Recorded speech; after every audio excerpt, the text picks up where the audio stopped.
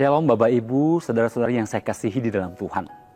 Pernahkah Anda memperhatikan bagaimana sebuah cetakan dapat membentuk pasir menjadi bentuk yang indah?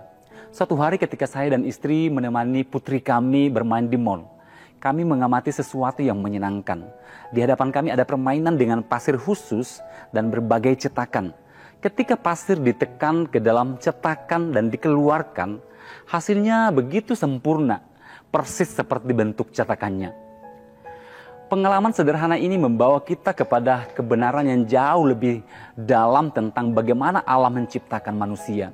Mari kita membaca Alkitab kita dari kitab Kejadian pasal 1 ayat 26 sampai 27. Berfirmanlah Allah, baiklah kita menjadikan manusia menurut gambar dan rupa kita. Maka Allah menciptakan manusia itu menurut gambarnya. Menurut gambar Allah diciptakannya dia, laki-laki dan perempuan diciptakannya mereka. Kata-kata menurut gambar dan rupa Allah ini bukanlah sekedar ungkapan biasa. Secara teologis, kata-kata ini dikenal dengan istilah imago Dei, sebuah kebenaran fundamental yang mengungkapkan nilai dan tujuan tertinggi dari penciptaan manusia. Secara harafiah, konsep imago Dei berarti gambar atau rupa Allah yang mempunyai arti dasar potensi relasional manusia dengan Tuhan. Imago Dei menurut bahasa aslinya itu bahasa Ibrani, Zelem dan Demut, yaitu unsur-unsur yang dimiliki manusia, seperti pikiran, perasaan, kehendak. Di dalam Kejadian 5 ayat 1 sampai 3 dan Kejadian 9 ayat 6. Penjelasan berikutnya mengenai keserupaan manusia dengan Allah menyatakan bahwa Allah ingin berkomunikasi dengan manusia. Dari penjelasan ini mengklirkan pemahaman kita terhadap keserupaan kita dengan Allah. Dalam penciptaan, manusia dikaruniai bukan hanya jiwa tetapi juga sifat-sifat Allah, yaitu kasih, kekudusan, dan kemuliaan dalam diri manusia. Sungguh luar biasa bahwa kita diciptakan dengan begitu sempurna, mencerminkan karakter Allah sendiri dalam kemampuan kita untuk berpikir, merasakan, dan berkehendak. Namun layaknya cetakan yang kemudian retak dan rusak, gambar Allah dalam diri manusia mengalami kerusakan total. Manusia jatuh ke dalam dosa, sehingga bentuk manusia tidak lagi merepresentasikan gambar Allah pada diri manusia dan keturunannya.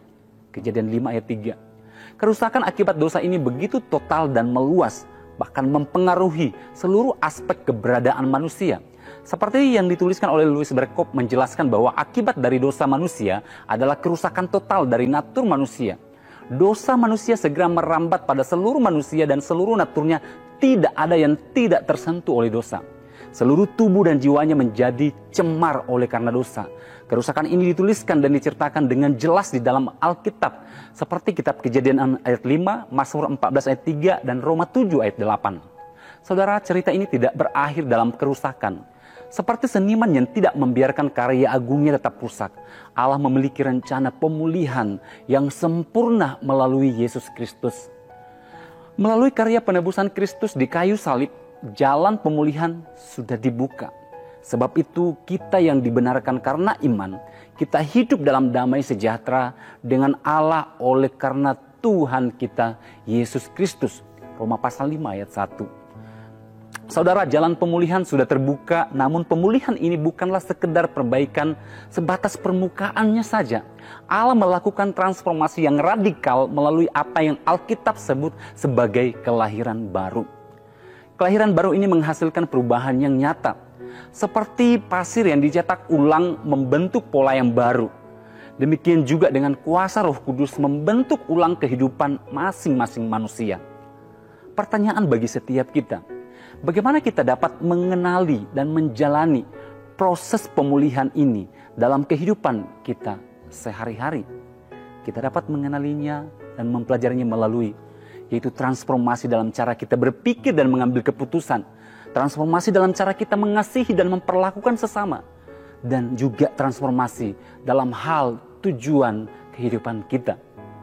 Saudara, sama seperti cetakan pasir yang dilihat di awal, Allah rindu memulihkan gambarnya dalam diri kita.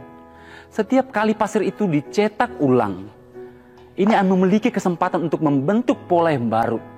Demikian juga dengan kita, setiap hari adalah kesempatan baru untuk dibentuk semakin serupa dengan gambar Allah. Saudara, pertanyaan reflektif bagi setiap kita.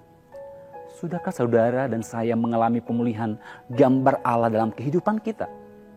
Area kehidupan yang mana masih perlu untuk dipulihkan?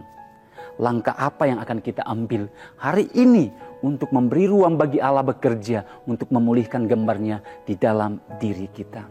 Semoga firman Tuhan ini memberkati kita semua. Shalom, Tuhan Yesus memberkati.